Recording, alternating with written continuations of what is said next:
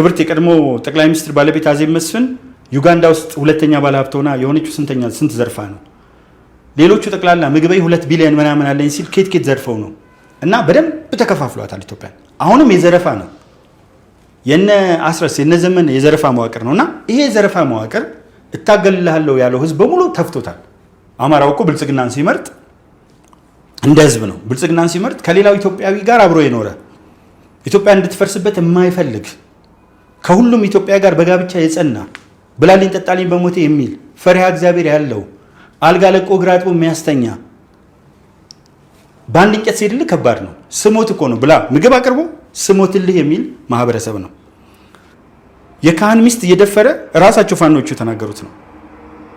የካህን ሚስት ደፍሮ አረባካችሁ እያለ ሲለምን ገና ማን ነው ልጆቹን ደፍሮ ገና ለሚስትም ዋስትና የለህም ያለ ከማረሚያ ቤት የእድሜ ልክ እስራት ተፈርዶበት አሰቃቂ ወንጀል ሰርቶ አሁን የኮር አዛዥ የሆነ ምናምንና ራሳቸው ፋኖቹ የሚናገሩትን ነው መነግረ የሰሩት ስራ በእያንዳንዱ ስብሰባ ሰምቻለሁ። አሰቃቂ በኢትዮጵያ ታሪክ ውስጥ ተሰምቶ የማይታወቀው ወንጀል ይሰራሉ። ሶስቱም መከላከያ ያረደ ምናምን ነው እና እነዚህ ሰዎች አላማቸው መንግስትን መጣል ነው። መንግስትን መጣል የሆነው ደግሞ ዶላሩ የሚፈስላቸው የናይል ዶላር ነው ማለት ነው። ፔትሮ ዶላር ይባላል የፔትሮሊየም።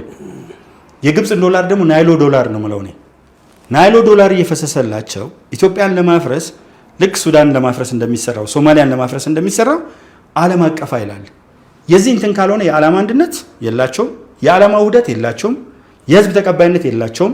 ወንጀለኛ አንዱ ባለቤቱን ተዋት የቀድሞ ጓደኛው ከዛ ሌላ ሰው አገባት ስሰማ ነበር። ከዚሁ ከፋኖ እጅ ሰጥቶ ከገባ ሰው ከዛ በኋላ መንገድ ላይ አስቆሞ ገረገር አካባቢ አስቆሞ በአራት እንትን አስቀጥቅጦ እሱን አለያይቶ እሱም አላገባትም። ቡና መሸጥ ነውር አይደለም፣ ግን ቡና እያፈላች ነው። ምኒልክ ከአድዋ ዘመቻ በኋላ ሙስሊሙን ክርስቲያኑን አስቀብረው ሙስሊሙን ለጅብና ላሞራ ሰጡ። ጀዋርን ባገኘው እኮ ሰላም እለዋለሁ። ልደቱን አግኝቼዋለሁ ኒውዮርክ ከፕሮፌሰር ኤፍሬም ይስሐቅና ከነጮች ጋር ሆኖ አግኝቼው አነጋግሬዋለሁ። ከሰውየው ጋር ጸብ የለኝም። ሀሳቡ ግን ወሽካታ ነው። 97 ወጣቶችን አስገድለዋል። የተለያየ ነገር አለ፣ እሱ ህግ ይጠይቀው። ግን ምንድነው ትልቁ ነገር አስቴር ላይ ለምን ተዘመተ ለሚለው ነው መልስ የሰጠሁት። ለምን ተዘመተ ሲባል በሀሳቧ ላይ አይደለም። በፕሮቴስታንትነቷ ሰድበዋታል፣ በኦሮሞነቷ ሰድበዋታል። እና ከዚህ ጋር አያይዘው ነው የሚያነሱት። ፕላስ ለምን ተኙ እስከዛሬ? ይሄ ከሆነ አንደኛው ቆርጠህ አውጥተህ ሙሉን ሰው እንዳይሰማ አድርገህ አንተ በሚመቸው መንገድ አድርገህ። ስለዚህ አሁን አስቴርን ዲፌንድ ለማድረግ ሳይሆን ሀሳቧን ነው ዲፌንድ ማድረገው። እቺ ሰው የሚመስላትን ሀሳብ ትሰጣለች። የመጀመሪያው ቲንክ ታንክ ቡድን በኢትዮጵያ አዲስ አበባ ዩኒቨርሲቲ ጀምሮ እስከ ተለያየ መጨረሻ ለኛ ተመርጠን እነሱ እስከሚቀሩበት ሰዓት አብራኝ ነበረች። የሚሰማትን ስሜት ታነሳለች። አንድ ጊዜ ከቄሮ ጋር የተለያየ ጊዜ ትጋጫለች። እና ሰዎች ፍሪ ኦፒኒየን እንዳይሰጡ ነው ኢትዮጵያ ውስጥ እየሆነ ያለው፣ ነፃ ሀሳባቸውን። ከዛ አንጻር አስቴር በጣም ያነሳችው ማንን ተሸክመህ ማንን ይዘሽ ማንን ታመያለሽ አለ። እነ ጀዋርን እና አንዳርጋቸው ጽጌ እነ ሻለቃ ዳዊት ወልደ ጊዮርጊስ በደም እጃቸው የጨቀየ ሰዎች፣ በደርግ የጨፈጨፈ በሰላፋሱ በአሸናፊና አሸናፊ የተገዳደሉ ሰዎች ሞራል ኖሯቸው ወልደው ያደርሷታል አስቴርን። አሁን ዘመቻ የሚያደርጉት ሰዎች ይሄ ዲፌንድ እንዳረጋት ሀሳቧን ፐርሰናሊ አይደለም ሀሳቧን ዲፌንድ እንዳረግ ግን ያደርገኛልና በጻፍኩት ነገር እኮራለሁ። አስቴር በዳኒ ላይ ያለው ዘመቻ ምንድን ነው? በቅድሚያ ይቅርታ መጠየቅ እፈልጋለሁ። ትግላችን ከተራ ግለሰቦች ጋር አይደለም። ትግላችን ከተቋማት ጋር ከስርዓት ጋር ነው። ግለሰቦችን ንቀን ትተናቸው ነበር። ነገር ግን ዛሬ ከመበርበት ከፍታ የተወሰነ ጫማ ዝቅ ብዬ አንድ ሰው ላስተዋውቃችሁ። ከንቱ ሰው። በእርግጥ እኔ እንደ ሰው አላየውም። በአንድ ወቅት አብረን እንሰራ እንበላ እንጠጣ ስለነበር ስለ እርሱ ክፉ ማውራት አልፈልግም ነበር። እኔ በባህሬ አንድ ወቅት ወዳጅ የነበርኩትን ሰው የፈለገ ቢበድለኝ መልስ መስጠትም ለሶስተኛ ወገን አሳልፎ መስጠትም አይመቸኝም። ነገር ግን በማይመጣ ከመጣና ቀይ መስመሩን ካለፈ ደግሞ በማውቀው ልክ ሁሉ አስታጥቀዋለሁ። ዛሬ ለዋራችሁ የፈለግኩት አንድ ቀን አቋም ይዞ የማላውቀው ላዘዘው የቅርብ አለቃ ሁሉ የሚያሸረግድ ሆዳ አምላኩ ምላሳም ሰው ታዬ ቦጋለ አረጋ ነው። ጋሽታዬ ዛሬ ስላንተ በመናገር ያምሶሪ ግን አንተም ወጥረገጥ አፍ አውጥተህ ያለ ክብርህ ክብር ሰጥቶ ያለ ቦታ ሰጥቶ ያነገሰን አማራን ዘለፍክ። ይህ ቪዲዮ ለታየም ሆነ ለብዙዎች እንዲደርስ ሁላችሁም ስክሪን ጫን አድርጋችሁ በመያዝ ከታች ላይ የመጡላችሁ ሰዎች ሴንድ በሉት። እኔ ታየን የማውቀው ከዛሬ 14 ዓመት ገደማ ነው። አዲስ አበባ ቦሌ ክፍለ ከተማ የኢህአዴግ አጥማቂ እያለ ያኔ ከዩኒቨርሲቲ ወጥቼ ወደ ስራ ዓለም ስገባ እሱም ስራውን እኛን መሰል ወደ መንግስት ስራ የሚገቡ አዳዲስ ወጣቶችን የኢህአዴግ አባል በማድረግ አዳራሽ ውስጥ እየሰበሰበ መስበክ ነበር ስራው። ከዚያ ከዓመታት በኋላ እኔም እሱም ቦሌ መሰናዶ ትምህርት ቤት አስተማሪ ሆነን ተገናኘን።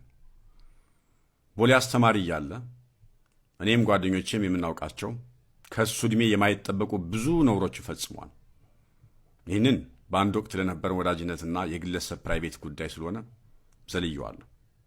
ወደ ዋናው ጉዳይ ስገባ ግን ታዬ መራራ እውነት የሚል የተረት መጽሐፉን ከመጽሐፉ በፊት ፌስቡክ ከፍተን አንዳንድ ጽሑፎች እንዲጽፍ ያደረግነው እኛው ነን። አብሬን የምንሰራው ወጣት መምህራን ነበር። እጁን ይዘን የፌስቡክ አጠቃቀምን እንኳ ያስተማርነው እኛው ነን። ይሁን እንጂ መጽሐፍ ጻፉ ካለና ወደ ሚዲያ ቀርቦ ተረቱን መቀደድ ከጀመረ በኋላ ግን እኔ ጋር ባለመስማማት ተፋታን። ነገሩን ባጭሩ ስቋጨው ታዬ ቦጋለ የለየለት የኢህአዴግ ካድሬና ወጣቶችን ኢህአዴግ ለማድረግ ማኒፌስቶውን ሲያጠምቅ የነበረ፣ በሚያስተምርበት ትምህርት ቤት ከርዕሰ መምህሩ በላይ በኢህአዴግ ተወዳጅ ለመባል ሲያለቀልቅ የነበረ፣ የፈጠራና ያልተጣሩ ታሪኮችን ታሪክ በማድረግ ለአንድ ዓመት በፌስቡክ የቸከቸከውን ጽሑፍ መጽሐፍ ብሎ መራራ ታሪክ ብሎ ያሳተመ ደፋር፣ ከሀገር እስከሚወጣ ድረስ የኢህአዴግ ካድሬ በነበረበት ጊዜ በተሰጠው ቤት እየኖረ ኢህአዴግን ተቃወምኩ ሲል ነበረ። ከዚያም የተከበረ ትዳር እያለው ከቦሌ መሰናዶ ትምህርት ቤት የማታ ሴት ተማሪ ጾታዊ ጥቃት በመፈጸም ተዋርዶ ወደ ግል ትምህርት ቤት አይናችን እያየ ጥሎ የሄደ፣ ፈጽሞ አቋም የሚባል የሌለው እንደ ሕፃን ልጅ ሰው ሲጽፍበትም ሆነ ሲናገረው እምባ አውጥቶ የሚያለቅስ እንደ መንደር ባለጌ እናትህ እንዲትሁን እንዲል አርጋት እያለ በፌስቡክ ሳይቀር ኮሜንት ላይ እየገባ የሚሳደብ የትልቅ ትንሽ ሰው ነው። ታዬ ትልቅ የማንነት ቀውስ ያለበት፣ በኦሮሞነቱ ለመጠቀም ሞክሮ ስላልተሳካለት ከአማራው ጋር በመለጠፍ ከሀገር የወጣ፣ ለሆዱ ያደረ፣ በሩቅ ለሚያውቁት ምሁርና ታሪክ አዋቂ፣ አብረነው ለባጀነው ለከረምነው ግን ምላሰኛና ሐሜተኛ ተራ የወደቀ ሰው ነው። የድል ዜናውን ላንብብላችሁ። እንኳን ደስ አለን ኮንግራቹሌሽንስ ብዬን የጀመርኩት 116 ጽንፈኛ ተላላኪ ከሃዲ ባንዳ ፋንዶች ተደመሰሱ። ምስራቅ እዝ በምዕራብ ጎጃም ዞን ደጋዳሞት ወረዳ ሐሙስ ገበያ ባደረገው የተቀናጀና አስደናቂ ጸረ ሽምቅ ስምሪት ወይም ኦፕሬሽን የዝናቡ ልንገረው 2 አጃቢዎች ቆስለዋል።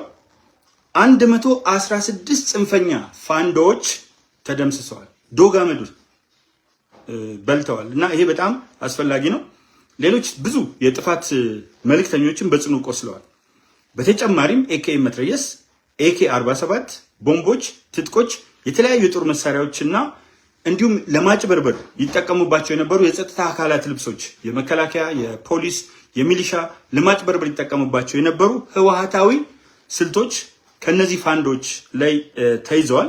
ተይዘውም አላስፈላጊ የሆኑት ተወግደዋል። ስምሪቱን በብቃት የመሩት 2 ጀግና የሰራዊታችን መሪዎች ናቸው።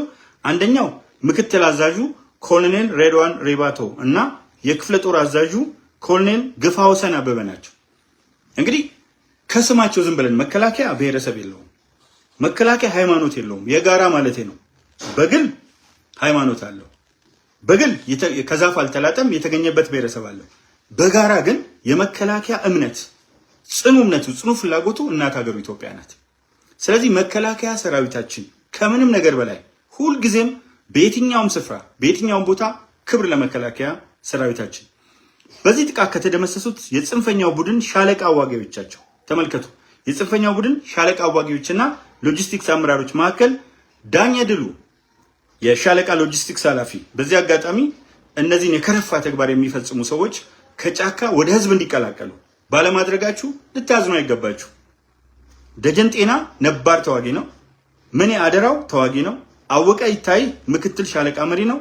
አሰየ ደሴ ተዋጊ ቀበሌ ሳንቲማ መንግስቴ የተባሉ ናቸው። እንዲሁም ሌሎች ተካተውበታል። ሌላው ሁለተኛው ድል የመጀመሪያው ድል ቀደም ብዬ እንደነገርኳችሁ ምዕራብ ጎጃም ዞን ደጋዳሞት ውስጥ በተካሄደ አስደናቂ ጦርነት ወይም ደግሞ የማጽዳት ዘመቻ አክቹአሊ ኦፕሬሽን ነው፣ ጦርነት አይደለም። 116 ባንዳ ከሃዲ ፋንዶች ተደምስሰዋል። ሁለተኛው በአማራ ክልል ሰሜን ሸዋ ዞን በጽንፈኛው ፋንዶ ቡድን ላይ የሚወሰደው እርምጃ ተጠናክሮ ቀጥሏል። እንደምታዩት በሸኔ ላይ ተከታታይ የሆኑ እርምጃዎች እየተወሰዱ ነው። እጅግ በጣም የምናመሰግነው መከላከያ ሰራዊታችን ብቻ ሳይሆን በአካባቢው ያለው የአማራ ህዝብ እንዲሁም የአማራ ጥምር ጦር እጅግ ያንገሸገሸው እጅግ የደበረውን ፋንዶ የተባለ ቡድን አፈር አስበልቶታል። ከነዚህ ጽንፈኞች ጋር ማንኛውም ኢትዮጵያዊ መተባበር የለበትም። ምክንያቱም የአማራ ኮዝ ብለው ተነሱ። የኦሮሞ ኮዝ፣ የትግራዋይ ኮዝ በምንም ተአምር የአማራ ፍላጎት ከኢትዮጵያ ህዝብ ፍላጎት የተለየ አይደለም። የኦሮሞ ፍላጎት ከኢትዮጵያ ህዝብ የተለየ አይደለም። በተመሳሳይ ትግራይ ህዝብ ፍላጎት ከኢትዮጵያ ህዝብ የተለየ አይደለም። ለዚህ ነው በርካታ ሰዎች ቀያቸውን እየለቀቁ ወደ ሌላው ህዝብ እየሄዱ የሚኖሩት። አሁን ትልቅ ዘመቻ ተጀምሯል። በተለይ